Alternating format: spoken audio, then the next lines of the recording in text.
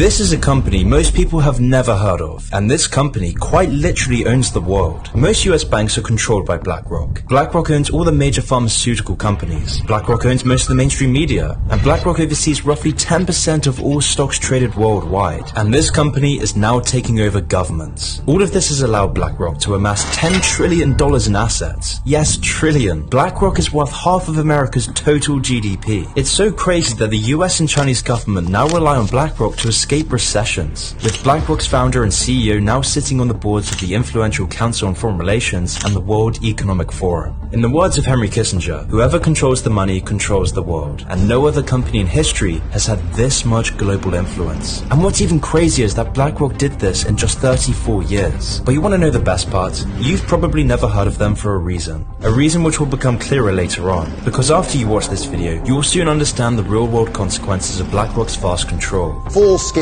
invasion, the likes of which we haven't seen since World War II, of Russia into Ukraine. And those high gas prices mean the cost of everything that needs to be transported is on the rise. So then how could BlackRock gain so much influence over the world? How could BlackRock go from being just a boring investment firm to the most powerful company that has ever existed? Well, to start, we have to delve into the past of how Larry Fink made BlackRock. Larry was born into a wealthy Los Angeles family in 1952, and from the start, he was always hungry for power, with his early years spent pursuing a career in politics, where he would gain a BA in political science from UCLA. However, he soon enough realized that politics isn't where the real power is, money is. Following this, he changed his focus early on to go into banking and real estate. And while at college, Fink was immersing himself in the world of the rich and powerful, having been a full-time member of the secretive Kappa Beta Phi, a group that's members included Michael Bloomberg and the Goldman Sachs chairmen. Fink took full advantage of these connections and started a career in the mortgage bond department at First Boston, a boring New York-based investment bank. This was where Larry would make his mark on the financial world, because over his time at First Boston, Fink became one of the highest earning employees, generating over $1 billion. He was unstoppable and it seemed like he was going to be crowned CEO. Larry became an expert in these little understood investments during his time. However, this success didn't come without a price. He wasn't going to make this money for someone other than him, and so he began creating a ticking time bomb, and only he knew how to defuse it. So in 1986, his risky practices and ambition caught up to him. After a few too many risky trades, Larry made a huge blunder. He lost $100 million of this bank's money in just the space of months. All the goodwill and reputation he had gained was crumbling into dust, leading to him being banished from First Boston. It seemed like world domination was just a silly fantasy, that he would never make it to the top. However, Fink wasn't giving up his power this easily. Instead, he would use this disaster to his advantage, vowing to make risk management and avoidance his main focus from now on. And so after becoming unemployed at age 36, Fink would team up with some of his old connections from Kappa Beta Phi, and in 1988, BlackRock was formed. In no time at all, Larry was making bank. In just 5 years, BlackRock went from being worth $5 million to over $8 billion. However, it wasn't all smooth sailing. During this time, a power struggle would emerge between who would control BlackRock's future, because Fink wanted a bigger piece of the pie. He didn't want to share his plans for world domination. So in 1995, he would pressure one of the co-founders, Schwartzman, to sell their stake in BlackRock for $250 million. A stake that would now be worth over $12 billion alone. But after these power games, Larry Fink's path to world domination was unstoppable. Larry Fink became more and more powerful over the next decade, but this still wasn't enough for his ambition. Now earlier on, I mentioned a ticking time bomb that Fink helped create in his early days at First Boston. Well, this time bomb was now ready to explode, and in 2008, the worst financial crash since the Great Depression struck the world. Traders saying this is the craziest day they have ever seen in these markets. Veteran traders saying they've never seen anything like it. The movement in oil prices so fast. The most serious recession in decades. And that means life, as most Americans know it, is about to change. And the best part is, this was all under Larry's control. Larry Fink's mortgage-backed securities had been the fuse all along. And because Larry Fink knew the 2008 crash would happen, BlackRock's focus on asset management sealed them from the crisis. In fact, this disaster was an opportunity for Larry Fink, because Larry was the only man on Wall Street who could fix this crisis. And so with Larry's personal connections with the Treasury Secretary Timothy Geithner, BlackRock secured an uncontested contract to manage the assets of multiple banks that crumbled during the crisis. Exploiting this disaster started to become the most powerful man on Wall Street. But still, this was only Wall Street. This still wasn't close to world domination. So how could Larry Fink control governments and the world economy? Well, BlackRock made another breakthrough by offering ETFs. Now this might sound quite technical, but ETFs are a type of investment fund that puts money into all the companies in a certain industry. And these new investment funds proved wildly popular because of the stability and solid returns. And unsurprisingly, BlackRock became the largest player in this new market, reaching the top of its industry, sucking up money from everywhere using its new money management platform. From the biggest banks to the smallest retirement funds, BlackRock had a hand in it all. BlackRock was starting to control everything. They bought stakes in pretty much every major corporation on the stock market. I mean, if you look into who owns pretty much any major company, you're almost guaranteed to find BlackRock's name. Larry could also see the power technology would have in the future economy, which is why BlackRock poured masses of wealth to build a supercomputer that analyzes what investments will make money. This program, named Aladdin, would go on to manage over $20 trillion worth of assets for BlackRock. For context, $20 trillion is more than the entire United States' GDP. BlackRock would then use this money and its assets to further exert their control over the economy, and now they are inextricably tied to governments. And like 2008, the Federal Reserve hired BlackRock to manage their investments to protect them from coronavirus-led recessions. And BlackRock has used this dependence to grow their empire even further, allowing Larry Fink to be a billionaire oligarch that holds unprecedented power over not just the economy, but the entire world. He controls trends, culture, foreign policy, and the banks. He has world leaders at his beck and call, with BlackRock overseeing assets worth 10% of the world's global economy. BlackRock now owns stakes in every industry, from media companies, banks, oil companies, and weapon manufacturers. And in recent years, the consequences are becoming dire as Larry Fink begins to exert his control over the world.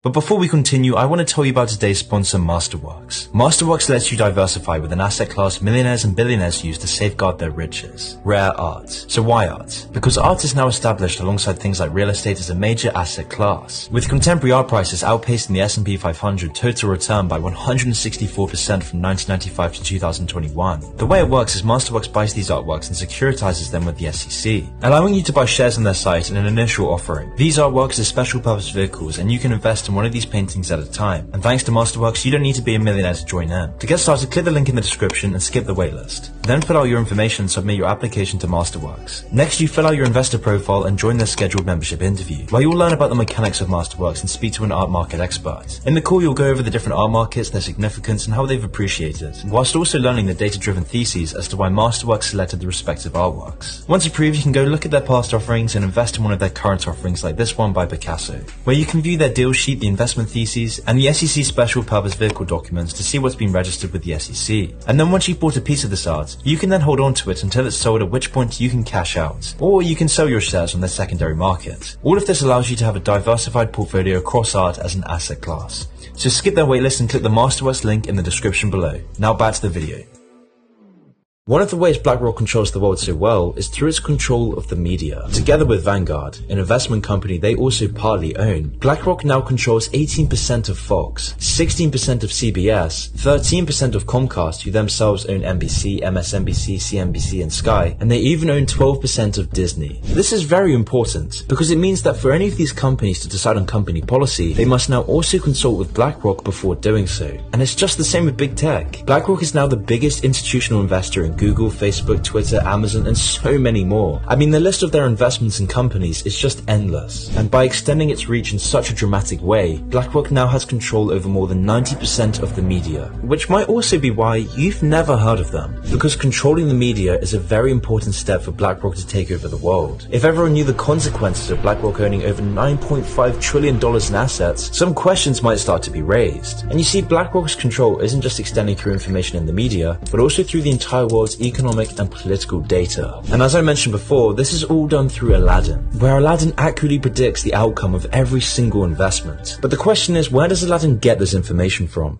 Well, that's where things become very jarring. You see, because of BlackRock's ownership of banks, insurance companies, social media giants, and even pension funds, Aladdin now possesses huge amounts of personal data on everyone who has ever knowingly or unknowingly given BlackRock money. And with such a powerful tool under their arsenal, everyone now wants a piece of the pie. And by controlling this much data, BlackRock now controls governments, because BlackRock can use this data to sway companies and even government decisions. For example, BlackRock successfully lobbied to get a contract to manage the EU's regulation of banks. However, this backroom deal is now being investigated as BlackRock themselves own the banks they should be regulating. And this is just one of the many examples of these sorts of actions. A 2016 study in the Journal of Finance documented that investment companies like BlackRock show, quote, widespread behind-the-scenes intervention in the companies that they own stakes in. And this problem only gets worse as BlackRock owns stakes in nearly all major publicly traded companies. And now with our current recession, BlackRock is buying as much homes and real estate as possible, causing regular house prices to skyrocket. BlackRock profits when a society doesn't own their homes but rents, because BlackRock can squeeze even more money out of the economy through mortgaging off these artificially inflated homes. But this whole situation becomes even more sinister when you realize BlackRock's power is now being compromised by other actors. For example, in August 2020, BlackRock became the first foreign company to be allowed access into China's mutual fund industry. This means that BlackRock can now invest and own parts of Chinese companies. God only knows what BlackRock promised Xi Jinping if they're allowed in, but by being allowed in, BlackRock now works with companies that are blacklisted by the US. One example is BlackRock's investment in a CCP-owned company called Hikvision. Hikvision makes security and communications technology for both civilian and military use by the Chinese government, and they're also known for their wide-scale human rights abuses. How do you think your facial recognition technology will change China?